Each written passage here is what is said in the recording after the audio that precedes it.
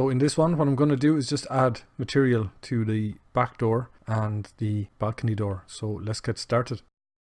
So if I come around to the back here, we have this door here, and we also actually have one up here that I'm going to match. So if I just zoom into this one, I'm going to select the door section and remove the material over here. So just remove that. And actually I'm going to select that frame and just move it back in beyond the wall a little bit, maybe something like that. So I can select the frame also, and I can just remove that material because I'm not going to be using it. I'm going to select the door again, and I'm just going to tab into edit mode. And what I want to do is select the glass section, which is this section here.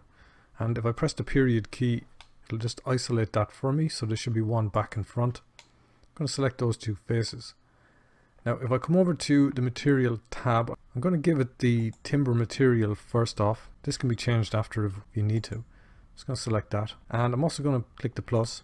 And for this one, I'm going to assign it the glass material that we have on the windows.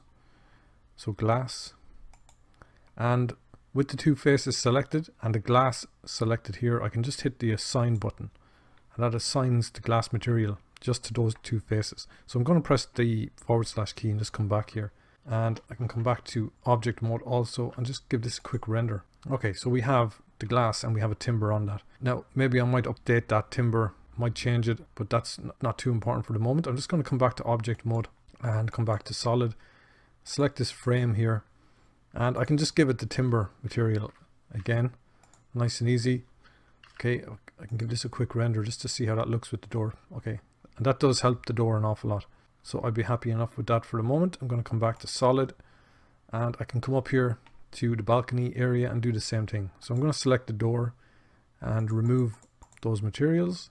And we don't have a frame on this one.